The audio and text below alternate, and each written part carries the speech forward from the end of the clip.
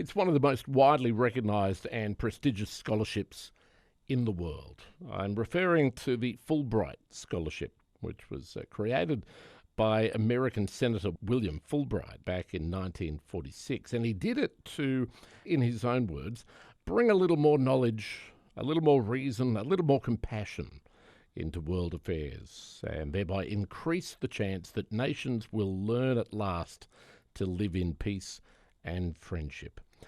First Nations law and policy specialist and USQ law professor Simon Young is one of the winners of the latest round of Fulbright Scholarships. He's about to hop on a plane to the United States to investigate First Nations water rights. He joins me now. Professor Young, good morning. Welcome. Morning, David. Thanks very much for having me. Congratulations on receiving this scholarship. As I mentioned, they are one of the most prestigious scholarships in the world. How does it feel to receive one? Oh, it's terrific. A great privilege. I think it's always a bit unexpected, these things, but you sort of have a ping, don't you, and see how it goes. But it was just a project that was just perfect for me, and US was the perfect place. So made a lot of sense at the time. Just a very pleasant surprise. That's terrific. Imposter syndrome a little bit, David, I think. Well, you wouldn't be alone there, but I'm sure that you will find your feet over there well and truly. You described the US as a country with a strong treaty history and one where native title was recognised back in 1823. And that suggests that America, perhaps you might interpret that, or people might interpret that as America being streets ahead of Australia in terms of reconciliation with its own First Nations people. Is that the case? Oh, it's interesting, David. It's probably a bit hard to. Sometimes it's hard to compare, but in every country's got its ongoing challenges. I think sort of the process of decolonising is a challenge for every country and a constantly evolving challenge. But certainly the US handled the land issues earlier than we did in Australia, and so we tend to talk to Canada and New Zealand often. In terms of law, in law and First Nations associations, etc. But the US tends to be a little bit out of the conversation just because it's got a slightly different history, a slightly earlier history, and so it's a little bit less accessible. But a close look is pretty revealing. I've just been discovering so far at the early stages. Yeah, so it's worth the effort, I think. Yeah. And so what are? I mean, look, I know that the differences are too numerous to get into in a relatively short discussion on the radio. But Sure. Just in a nutshell, can you summarise from what you understand so far? What are some of the key differences in how the US has navigated this road and the way Australia has? Yeah, sure. Well, I guess Australia, and the reason I've really zeroed in on water, I've done a lot of native title and a lot of sort of comparing countries over the years, but water is sort of the next big issue looming in Australia that we really haven't grappled with yet properly. Water justice sort of hasn't really happened off the back of Mabo, if you like. So I think our legal system here is still struggling to understand cultural connections to water and its economic importance, and also just the extraordinary level of cultural knowledge that our First Nations communities have about water management and water levels and water patterns and that. So that's kind of where we are in Australia. Basically, we haven't proceeded very far, but the US was kind of interesting because, as you mentioned, the early treaty history, and that was obviously across a big part of the US, the setting aside of reserves, and of course, they're not perfect by any means, but it did mean there was some early recognition of water rights, and they kind of sat for a long time unimplemented. But in the last couple of decades, the US across the country have been making efforts to sort of put agreements in place to bring these rights to the fore, sort of implementation, if you like. And there's some really interesting stuff that's going to provide some useful precedent for us, I think, yeah. And so in our perspective, though, because you're right, I mean, to most people, I guess, water rights for Indigenous people is not really on their radar. I guess for the average person, they're still hearing about native title claims still being processed and won and put into place, and that's great. But from the average First Nations person's perspective, are water rights important purely from an economic point of view, or from it is our land, so we are entitled to be compensated, or is there actually a system of sort of wanting to use that water, or wanting to just have more of a say in how the water is distributed because of that wisdom and knowledge that they have. What's the motivating factor there? Yeah, look, I think all of the above, David. And obviously, I'm a non-Indigenous man myself, but I work closely with communities. I'm reluctant to speak on everyone's behalf, but look, it's really all of the above. It is an extraordinary level of knowledge, and water is of such central significance culturally. If you look at tracks and trading lines and song lines, water is always a central player. And then beyond that, you've also got this incredible level of knowledge that can only be a benefit to the Western legal system as it tries to regulate and understand sort of water patterns. I think a lot of knowledge that hasn't yet been tapped into. And then beyond that, I think, which you touched on, is a critical point that we worry a lot about the social disadvantage of sort of particularly remote communities. And native title has tended not to do an awful lot in that respect because of the way it's sort of evolved. But I think sort of getting water rights getting water rights right, if you like, if you want to put it that way, can play a big role in the economic advancement of these communities. So there's all of the above, really. All of the dimensions you mentioned are important, I think. Yeah. And are these discussions happening now, or is this sort of the next frontier, if you like? Well, they're certainly happening now, David. Sort of in the policy perspective, and obviously the Murray-Darling Basin Authority does work in this area, and a lot of the unis are engaged. But it tends to be a bit sort of sporadic and piecemeal, a little bit political, a little bit stop-start.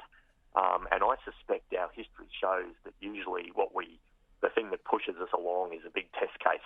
And I wouldn't be at all surprised if we get something on water from the High Court in the next little while. And I think what I'd really like to see is for the regulators to be prepared. And so that's why I'm keen to bring back some precedents, in terms of, okay, how do we deal with it once we have a better idea of the shape of these water connections of First Nations communities. If you've just come in, David Iliff with you. It's 18 to 9 on ABC Southern Queensland.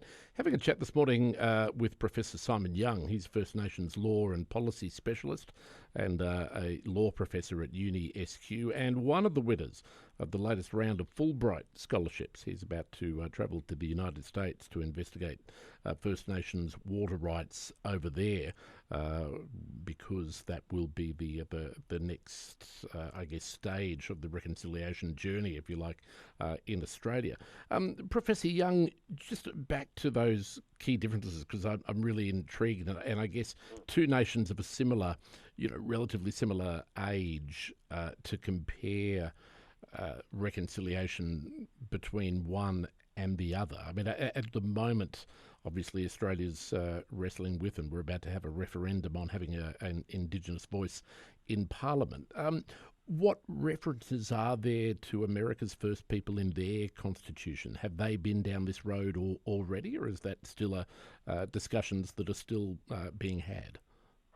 Well, the US is quite different. It's got a very long sort of federal law history of what they still call federal Indian law, sort of to use the old terminology. And that's really built around the reserve structure across the country. But there is certainly a concept that's similar to native title in Australia. But in some ways, probably, David, Canada is a really interesting comparator. And as I listen to the Voice debates and, watch closely as that unfolds at the moment, I do think of Canada because in the 1980s, Canada sort of took back its constitution in a sense, repatriated it is the legal term they use, and they included a provision that was quite a bold provision without a lot of detail. It basically just said Aboriginal and treaty rights are hereby recognised, so they were constitutionalised, and then it took a few decisions from the courts to kind of sort out exactly what that meant. But I think the short message I'd be keen for your listeners to hear, David, is that's been a very successful constitutional change, and it was even less thought through than what we're considering, if you like. So sometimes I think it's probably a good illustration of how sometimes being a little bit bold can really pay off, because that's been very significant in Canada. Yeah. And I assume that, like us, they had to bring about that change in the constitution. They had to put that to a referendum and let the nation vote. Yeah, that's right. It's slightly different process and structure, but essentially a big step there as well. It was, yeah. And they were doing a lot of other fixing up of their constitution at the same time. But that's been quite that little phrasing added to the constitution has been very significant for First Nations communities. Yeah. Whereabouts in the US are you, how long are you going for, and whereabouts are you heading while you're there in terms of your investigations into the water rights issue? Heading up to University of Wisconsin in Madison, which is, and I'm not going till December, so I'm conscious I'm walking into winter. And, yes. Getting a lot of warnings about that. I'm told to get ready for some ice fishing, so that's going to be interesting. And look, David, they were ideal for me because they've got a Great Lakes Indigenous Law Centre and a Global Legal Studies Centre, so that it was kind of a perfect fit in terms of what I want to look at. And I've been in contact with some of the legal academics up there who are interested in the same sort of work. Okay, interesting. And then you'll come back with that information, and what do you do with it then? I guess a very general question, but what do you sort of funnel that into, what you learn over there? Yeah, absolutely. Well, I guess I'll probably just to preface that by saying that I'll spend, since I've got a nice long run-up before I go, I'm going to spend a lot of time sort of revisiting my community connections, both here and in WA, just to really sort of sharpen my radar in terms of what the priorities are for communities on the waterfront. And there's a few academics working in the area as well that I'll make sure I'm well in touch with. And then effectively what I'd like to come back with is some ideas and some precedents, if you like, from a different but similar context. And so some ideas to have ready in terms of to filter into the negotiations that are going on. And I guess I'll again go back to communities to share these ideas and present at some academic conferences and hopefully have a chance to make some law reform submissions as we sort of move in that direction. And I guess the other thing, David, that it's worth mentioning is Wisconsin's very renowned for its really good educational programs. So the law school has some great clinical programs where they connect their students to local First Nations communities, and that's something we're really trying to do at USQ, sort of work in that area, building community connections and support for our First Nations students. We're very proud that we've got nearly 6% First Nations students in our law programs now at USQ, so we're very keen to produce better lawyers.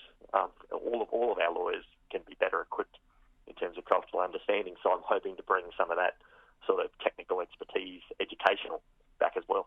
Sounds fantastic. It sounds like it'll be a great trip. And you mentioned, just on a lighter note, that you'll be able to partake in a bit of ice fishing. Is that the thing that I've seen in the movies where they tow these little huts out onto the ice, which have a hole in the bottom, and they then sit and sort of fish while they're sitting in what looks like a winter version of an Aussie men's shed? I think that's it. I'm hoping there's a hut involved. Yeah, that's right. It looks fantastic. Well, you have the heater on and the radio on, listening to sport and waiting for a bite. Absolutely, that's right. A nice slow day by the sound of it. It sounds great. I hope you managed to squeeze a bit of that in while you're there. That sounds terrific. Absolutely, that's right. I just wonder if my insurance will cover that. Ooh, well, now that's a question too. You just want to make sure that ice is nice and thick. That's all, really. Absolutely, that's right. Simon Young, a pleasure to have a chat to you. It sounds like it's going to be amazing, an amazing trip, even though it's not till the end of the year. I must put in my diary to try and touch base with you when you get back and see what came out of it. That'd be terrific. Thanks for making the time, David. Yeah. Great to have a chat. Thanks very much, Simon. Much appreciated. Simon Young there, Professor Simon Young. He's the 2023 Fulbright Scholar, well, one of many, and UniSQ law professor, heading over to America to investigate First Nations water rights over there. It's at 10 to 9 on ABC Southern Queensland. ABC News on the way at 9 o'clock.